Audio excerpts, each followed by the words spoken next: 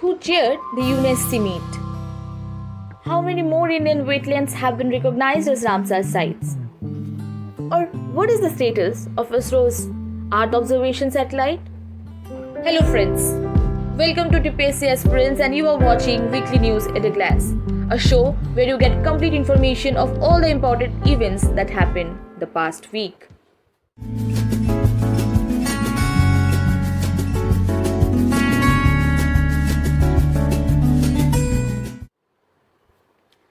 First of all, স্বাধীনতা দিবসের অনেক অনেক শুভেচ্ছা সবাইকে. May our country prosper more in the coming years. So before starting the video, a quick reminder, we have uploaded the first mock test for the JRBT LDC people. If you haven't attempted yet, please visit our Telegram channel and attempt the mock test now. Link will be given in the description below. So now, let's start our show. The first news of the week. The National Gallery of Australia has announced that it would return 14 works of art from its Asian art collection to India. The works of art being repatriated include 13 objects connected to art dealer Subhash Kapoor through Art of the Past and one acquired from art dealer William Wolf. The works include 6 bronze or stone sculptures, a brass processional standard, among others. So the second big news of the week is that the Constitution 127th Amendment Bill 2021 was passed by the Parliament. It was passed unopposed in both Lok Sabha and Rajya Sabha. This legislation aims at restoring the power of the state and the union territories to make their own OBC list. PM Narendra Modi has chaired UNESCO high-level open debate on enhancing maritime security. PM Modi on 8 August called for peaceful settlement of disputes as per international law and for jointly combating maritime threats posed by non-state actors as he chaired a high-level UN Security Council open debate via video conferencing. PM Modi is the first Indian PM to chair an UNESCO meet. PM Narendra Modi launched the second phase of Pradhan Mantri Ujjwala Yojana 2.0. by handing over LPG connections at Mahoba in Uttar Pradesh. Under Ujjwala 2.0, 1 crore LPG connections will be provided to those low-income families who could not be covered under the first phase of the scheme. Ujjwala 1.0 covered more than 1.47 crore connections. Prime Minister Modi has formally launched the National Automobile Scrappage Policy and Investor Summit for setting up vehicle scrapping infrastructure at Gandhinagar in Gujarat.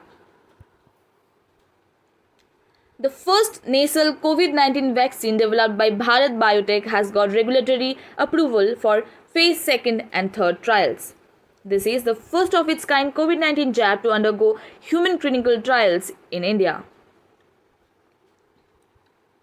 Dr. K. Sivan, Chairman ISRO, has formally inaugurated the Health Quest study, which will be undertaken by 20 private hospitals across India. The objective of the study is to strive towards reducing human errors and achieve zero defect and quality service in the emergency and intensive care units of hospitals. India's renewable energy generation capacity, excluding large-scale hydro projects, has crossed 100 gigawatt. The country stands 4th in the world in terms of installed renewable energy capacity, 5th in solar and 4th in wind in terms of installed capacity. The first national heart failure biobank in the country that would collect blood, biopsies and clinical data as a guide to future therapies was inaugurated at the Sri Chitra Trinul Institute for Medical Sciences and Technology. The biobank will provide insight into heart diseases and heart failure among Indian children and adults. KIMS Health, a multi-speciality quaternary care hospital, has earned the Platinum certification from the Indian Green Building Council. As per the IGBC, the building KIMS Health East is the first project in Kerala to receive this honor and the only hospital to achieve this rating in the south. IGBC award is a recognition of the commitment of the hospital to eco-sustainability. The Union Minister of Education has appealed to the National Council for Applied Economic Research to help develop vocational education in schools. The economic think tank will help Central Council for Secondary Education schools identify constraints, prepare solutions, and expose half of their students to vocational education. National Maritime Heritage Complex is conceptualized as an international tourist destination dedicated to the legacy of maritime heritage of India at Lothal, Gujarat, with various tourist facilities such as National Maritime Heritage Museum, Heritage Theme Park, Maritime Research Institute, landscaping and recreational venues to attract tourists. IIT Madras has launched the country's first consortium for virtual reality called Consortium for VR, AR or MR Engineering Mission in India. To overcome the problem of agricultural residue and to reduce pollution caused by burning of it, Pune-based Agarkar Research Institute has developed a technology that generates hydrogen and methane directly from agricultural residue for use in fuel cell powered vehicles. This technology will be a key contributor to India's national hydrogen mission. 4 more Indian wetlands got recognition as Ramsar sites. This includes Thol and Wadwana from Gujarat and Sultanpur and Vindavas from Haryana. With this, India now has 46 Ramsar sites. For the elderly in India, health systems have the highest national average of 66.97 at an all India level, followed by 62.34 in social well-being and financial well-being at a score of 44.7 in the Quality of Life for Elderly Index released by the Economic Advisory Council for the Prime Minister. Venkaiah Naidu, Vice President of India, has released commemorative postage stamp on Mananiya Chaman Lal at a public function at Sardar Vallabhbhai Patel Conference, New Delhi. The postage stamp highlights the life and work of Mananiya Chaman Lal, renowned social worker and Sangh Pracharak. ISRO's second mission of the year to place an Earth observation satellite by GSLV rocket has faced a setback as the mission could not be accomplished fully due to a performance anomaly in the cryogenic stage of the rocket. About 7 minutes into the launch at 5:43 am, Indian rocket GSLV F-10 encountered problems in its cryogenic engine, the third and the last engine. Cleanest city of the country, Indore, has now been declared as the first Water Plus city of the country. The Water Plus certificate is awarded to cities that have met all standards of ODF AA+. Karnataka government has issued an order to implement the national education policy from the current academic year 2021-2022. With this, Karnataka has become the first state in the country to issue an order to implement the new education policy. India's island destination Lakshadweep will soon have 3 premium Maldives-style water villas.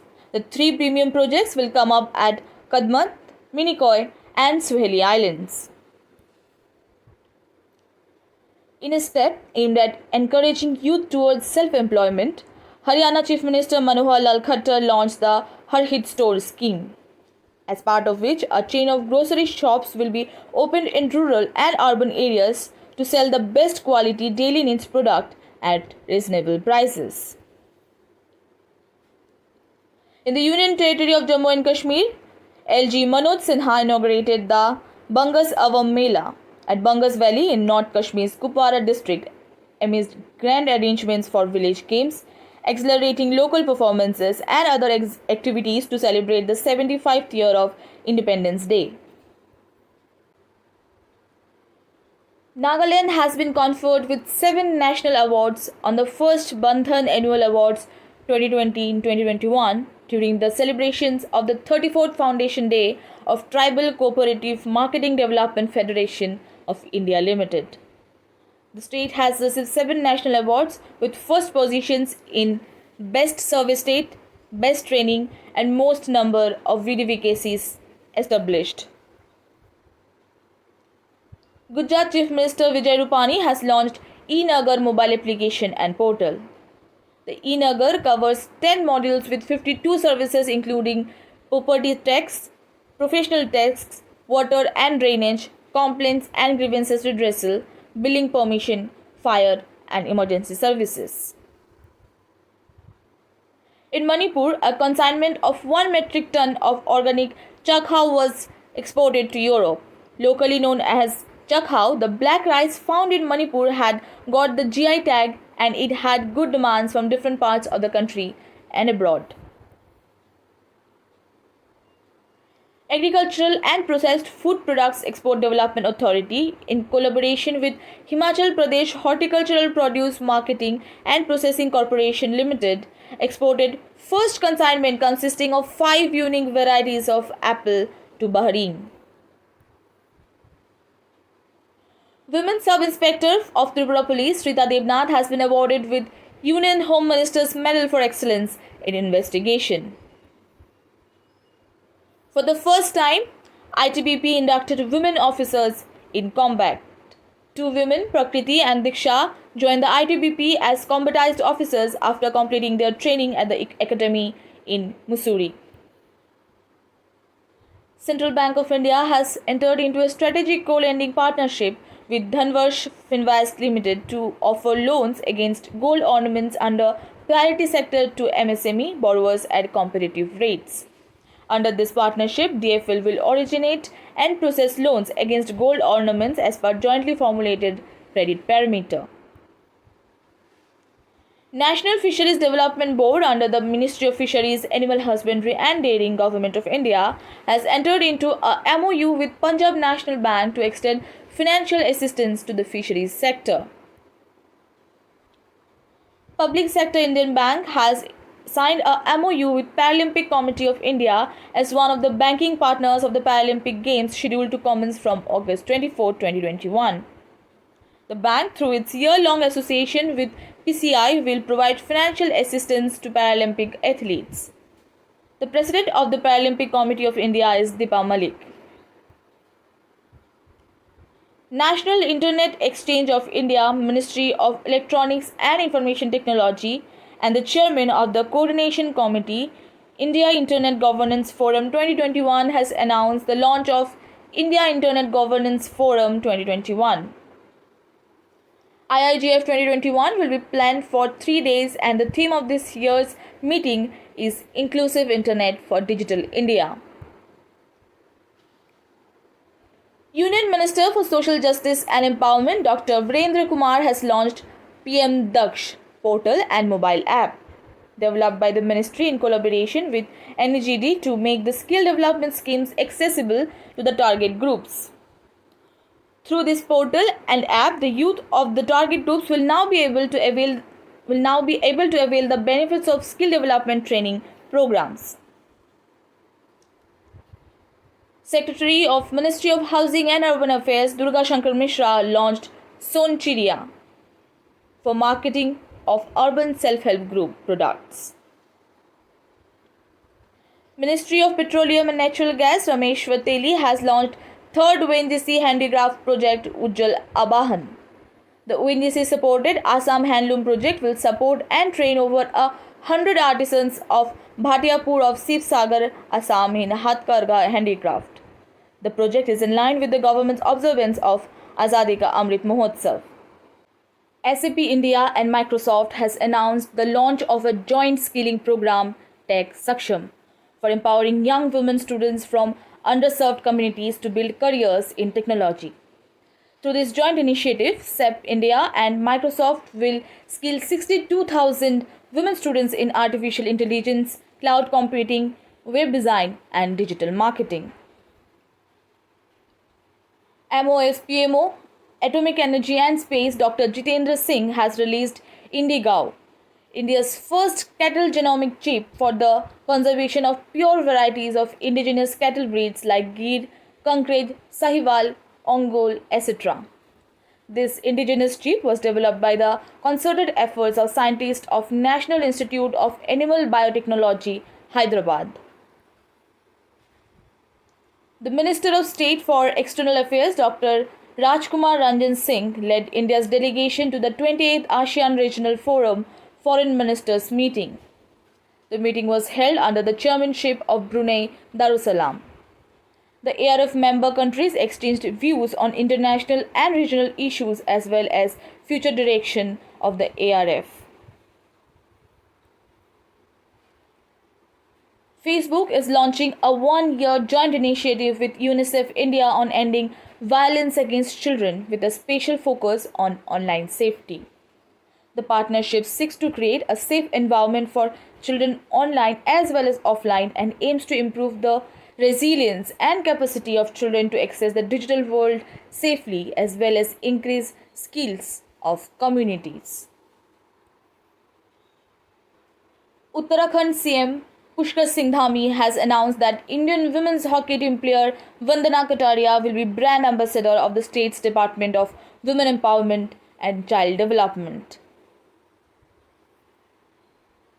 Cashify, a re-commerce marketplace that sells and buys used smartphones and other electronic gadgets, announced that it has appointed Rajkumar Rao as its first brand ambassador. Cabinet Secretary Rajiv Gauba has been given a one-year extension by the Government of India. Rekha Sharma has been given a 3-year extension as the chairperson of the National Commission for Women. For the first time, a woman, Dhriti Banerjee, has been appointed as the director of the Zoological Survey of India. Indian compound archery girls and the mixed team broke 2 junior world records during the qualification stages of the World Archery Youth Championship in Poland. The trio of Priya Gurjar, Parneet Kaur, Ritu Varshini, Senthil Kumar combined to shoot 2067 out of possible 2160 in the cadet compound girls team category. They further went on to win the gold in the competition. The Indian boys team also won the gold at the competition. A 101-member contingent of the Indian Army will proceed to Russia to participate in International Army Games 2021 from 22nd August to 4th September this year. Participation in this annual games is a reflection of the level of professionalism of the Indian Army amongst the world armies. A 54-member Indian contingent was given virtual send-off to Tokyo Paralympics 2021 by the Sports Minister Anurag Thakur. This is the largest ever Indian contingent in a Paralympics event. Commodore K.P. Gopal Rao, war hero in 1971, dies at the age of 94. The naval veteran was a recipient of the Vishisht Seva Medal. He played a key role in the war with Pakistan to liberate East Pakistan, that is now Bangladesh. He was a part of the Operation Cactus Lily. Cartoonist and sculptor and folk singer P.S. Banerjee passed away at Thiruvananthapuram at the age of 41. He was a recipient of the Lalit Kala Academy Fellowship. The Athletics Federation of India has announced that August 7 will be celebrated as National Javelin Throw Day every year, with competitions held in all states and union territories to commemorate Neeraj Chopra winning the country's first athletics gold medal in the Tokyo Olympics 2020. International Day of the World's Indigenous People is observed on 9th August every year to raise awareness and protect the right of the world's indigenous population. 10th August is observed as World Biofuel Day every year.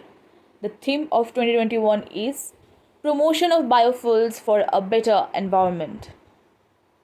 This day is celebrated to create awareness about the importance of non-fossil fuels as an alternative to conventional fossil fuels and to highlight the various efforts made by the government in the biofuel sector.